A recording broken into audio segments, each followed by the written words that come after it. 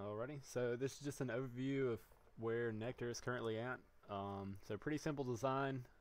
Usually it's white. I have a plugin for Chrome that it's called Dark Reader. It turns everything inverse, so these aren't the actual colors, but it looks nice.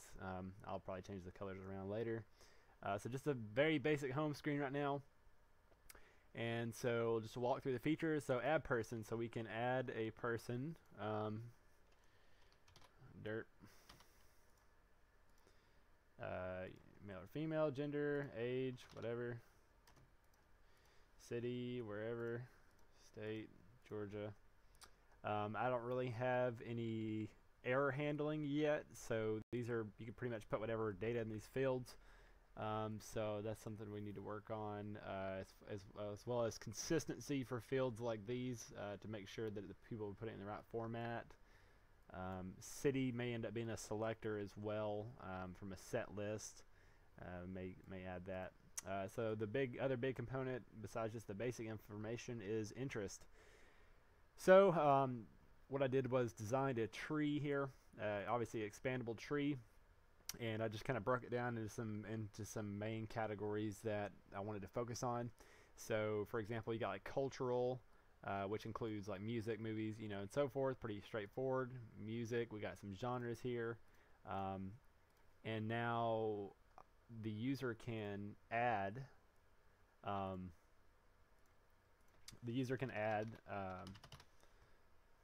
subgenres. So I can type that in, hit plus. It should update right away. It may not. I may not have fixed this component yet.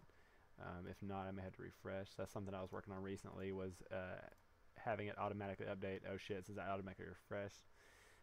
So let's do this. So cultural, music, metal, it did add it. Okay. And basically, in addition to the information, you can, if you click the button here, what it'll do is it'll add that node, and it also has to add the parents of that to it. And we can just say, let's say, like country, and we also like games, multiplayer games, FPS games. These are just some things that I've added based on my interest. And let's go back up here, and let's just say Tyler 2, male, 23, city, Atlanta, state, Georgia. So we got some interest. We hit submit, and I don't really have I guess I should have a confirmation screen of sorts, but basically once we do that, we can go down here, we see Tyler 2 has been created. So this is my list people. It's just a list of all the people that we've created straight up. You can go to the list, you can find the person, and their name's here. Basic info, male, 23, Atlanta, cool. You can edit the person, so if you want to change that, you can. I don't think these are working at the moment, actually. I don't think I've actually plugged in these values to change. I have plugged in to change the interest. So if we want to add an interest, okay, so I had the cultural interest and so forth. So if I want to add another interest, let's go over some of the other ones I did. Conceptual interest. So this is more like almost like academic kind of interest in things that you like to study. And so I broke that down into social sciences, which you can see here, physical sciences, pretty straightforward, culture sciences, which is the word that I kind of use to classify some of the more, whatever you would call these, I don't have a better word. And we got business sciences, more finance, business, engineering, technology, and so forth. So we can say, for example, let's add this. And again, you see it has to add the parent. It takes the whole parent, and what it will do is compare that against the existing tree that's already there, and it'll compare to the tree that's already there and make the changes, which was a very tough algorithm to implement. So let's hit submit, and again, I don't really have a welcome or a confirmation or a route that goes after that, so right now you have to go back to it. But if you look here, the interest hierarchy, I have one here, but this is only the interest that we have selected. So there's the music that I selected, the multiplayer that I selected, pretty cool. This may be buggy. There you may notice I've run into a couple problems that are still pending, such as if you make certain types of selections, such as multiple from the same category sometimes, or I've run into a problem where if there was a similar node, like let's say that there was a similar genre between movies, like movies has action, and then TV shows also had action. I think I had a problem with that. So like if I add TV shows, action, let's just. Also, I'm curious to see if this is what's a fucking action. Oh yeah, when I was trying to add Power Rangers. Let's see what happens. Huh? This should be creating a node right now. Anyway, so go back and list people and Tyler 2 and interests. So yeah. Anyway, just to say there are some potential problems with the tree. It's not perfect. So anyway, that's that. Pretty cool to get this far. Definitely a lot of algorithms and work has gone into getting it this far. Some other features I've kind of added here, just to the what's roughly a profile page, is just the friends, which there's none right there. Let's go back to mine because I've actually added some. So friends, this will be a way to manually have them add folders if they want to group their friends into certain communities. And then the queries is basically going to be kind of extension of the search people screen.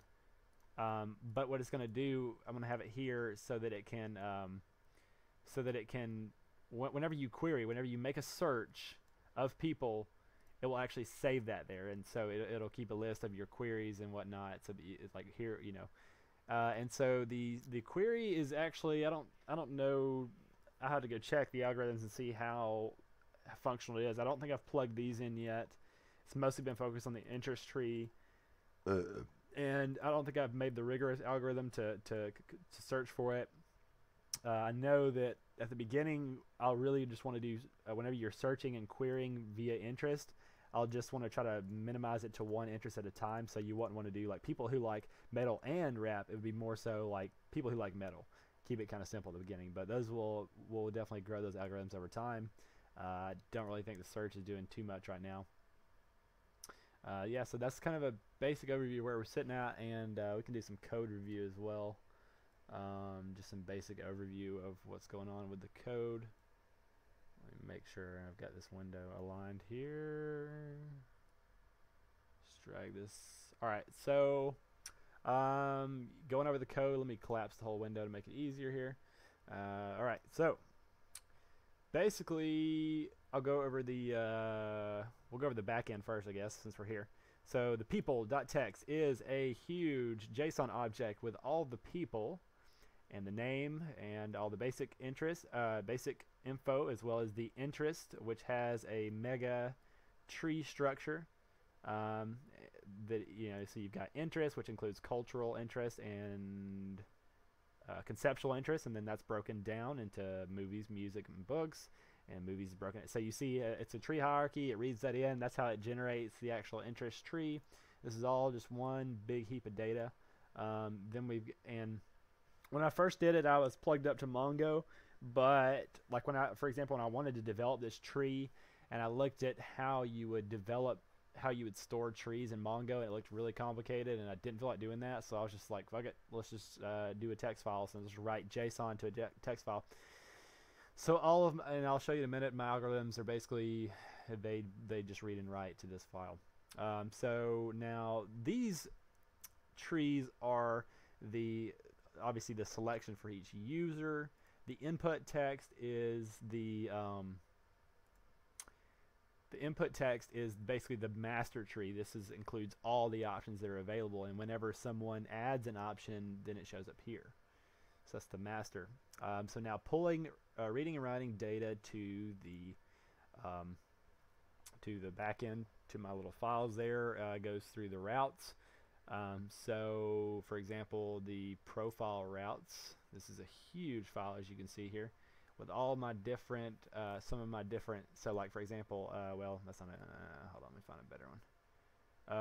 Get friend groups. So the search algorithm, as you see, is not really developed right now. I'll show you a really extensive one. So this is to update the interest, is what this huge thing right here is. So this is a route to update the interest, and what it does, you see, it reads the file, it opens up people.txt. Basically takes it, parses into a JSON object, so that I can actually, you know, do things like this, like j.peoplei. So that going back, that's like saying, okay, people, and then whatever index person. so forth. So let's go back here. Profiles. So yeah, this is a huge algorithm. I won't go into the details right now as far as how the interests are updated and stuff. Anyway, so this is kind of how it is. It reads it, and then after, if it needs to write it, it'll write it back. That's the basic kind of I/O backend operation routes. And so these routes are called. So basically, on the front end, you do something, and then an action gets called. So like that was the profiles routes, and here's the profile action. So let's say that I press a button on the application, and that application involves creating a profile. Well, it'll call this action, which then calls that route, which does what it needs to do on the database. And the way that Redux works is that for every action, if you need to feed something back into the application, you create a reducer. So this, for example, is a reducer that will, the program triggers the action, which fires to the database and gets what data it needs. That then fires to the reducer, which does what it needs to do. It takes the data, for example, if I said if I called to get the profiles, then it will feed it in here, and then this reducer will then go back into the application, into the front end. All right, so that's kind of the basic. That's like the back end. So you got the back end data files. You've got the routes, which is essentially Node, JavaScript, Node.js.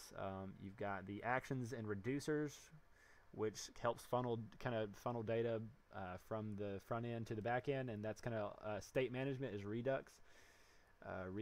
And so the rest of it's really just React. It's just front end stuff. So we can go over that now. So right here, it starts here. Index. That's where the whole entire application front end wise is stored right here in the app component, and this is what pushes it into the browser essentially. So we look at the app component, and so the app component. So basically, it renders, it returns. This is the provider store is a Redux. That's how you basically allow all the actions and reducers to work. So this is basically the background for the whole application. Div, the router kind of I haven't really used the router as much. That's a better way to kind of sift between the different pages and screens. I've kind of just been nesting a lot of components within one another and then hiding and showing based on button clicks rather than actually using route. Anyway, so. And this you can ignore, but basically this the home. That's where again kind of like a blanket for most of the application itself, aside from these extra kind of blank wraps. So if we go find home, we go into components. So again, actions and reducers are kind of all in here. Components, this is all in the source folder. Node modules are the dependencies. Node modules, I have a copy of node modules in the client. I have a copy of node modules down here. I need to make it just where it's just one copy, but that's how I have it for now. So let's go to components, and let's collapse this a little bit. Alright, so basically home was the first component, so I click here. And so home, essentially, again, like I said, I wasn't really using router to get between the components. I have a lot of it nested, so I say like if they click on edit, if we're list profiles, is that right there. And then it loads profiles. If they do search query, then it loads the query component, and there's the button to the back button loaded into the page to go back. And if none of that's displayed, then it just displays the home screen with this is where the three buttons that you saw on the home page: the add person, the list people, and the search people. It might be beneficial to, let's see, can I do view appearance? No, editor layout single. There we go, and then let's take this over here. Take this. Oh, I got some kind of errors in the background. What's going on? Let's refresh it. Make sure it still works. Okay, cool. So yeah, so that you see app person, list people, search people. That's that here, and based on which one I click, it basically either expands and collapses the components. As you can see, it says box equals. Box equals whatever I have loaded. So if they click on add person, then if they click on add person, then display edit gets toggled. Box becomes whatever the actual add person component, including the back button. So here's the add person component with the back button that gets loaded in box. So if you look down here, I just have box basically.